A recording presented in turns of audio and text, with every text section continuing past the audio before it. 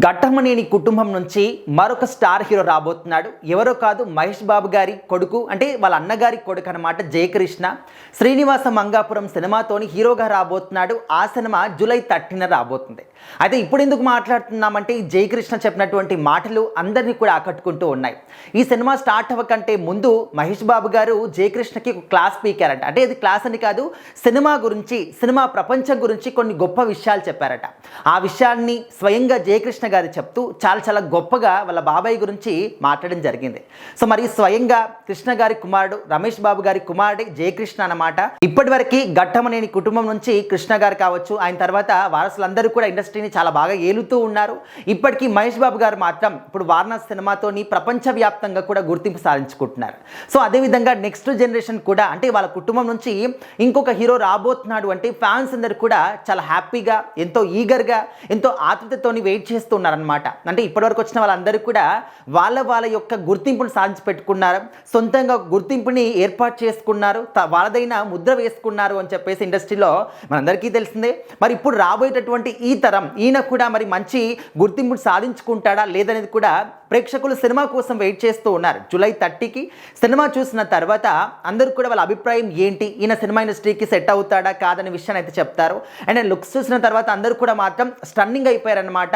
మహేష్ బాబు గారు లాగానే చాలా క్యూట్గా, వైట్గా బాగున్నాడు అని చెప్పేసి ముఖ్యంగా లేడీ ఫ్యాన్స్ అందరూ కూడా వాళ్ళకు ఉన్నటువంటి అభిమానాన్ని తెలియజేస్తూ ఉన్నారు. అయితే జయకృష్ణ అమెరికాలోని న్యూయార్క్లో, అక్కడ అంటే ముఖ్యంగా ఆయన బాడీ లాంగ్వేజ్ కావచ్చు, యాక్టింగ్ స్కిల్స్ కావచ్చు, అన్నీ కూడా అక్కడే నేర్చుకున్నారనమాట.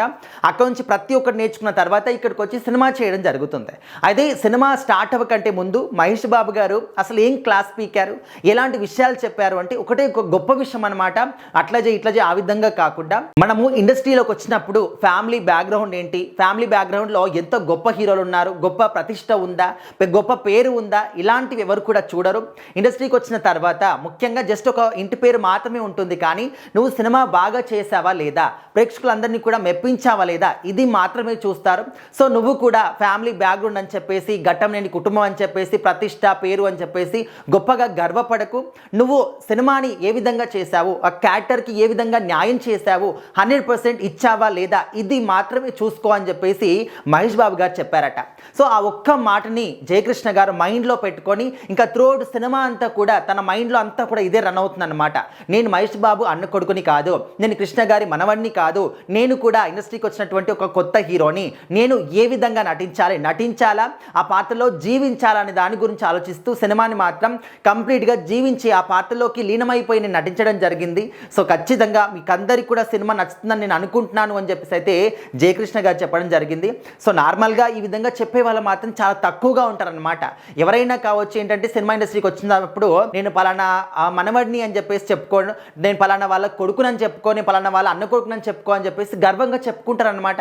సో ఆ విధంగా మహేష్ బాబు గారు చెప్పకుండా, లేదు వీళ్ళెవ్వరి పేరు కూడా నీకు అవసరం లేదు, నువ్వు సినిమా సరిగ్గా చేస్తున్నావా లేదా, పాతకి సరిగ్గా ప్రాణం పోస్తున్నావా లేదా, ఇది మాత్రమే చూస్తారని చెప్పేసి చెప్పడం నిజంగా చాలా గొప్ప విషయం అన్నమాట.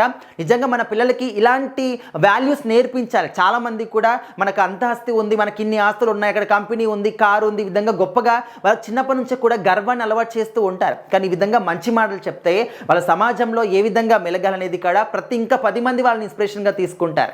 మరి జయకృష్ణ గారి సినిమా ఏ విధంగా ఉంటుంది ఏంటి తెలియాలి అంటే, ఆయన సరిగ్గా నటించాడా లేకపోతే జీవించాడా అని తెలియాలి అంటే ఖచ్చితంగా జూలై 30 వరకు మాత్రం వెయిట్ చేయాల్సిందే.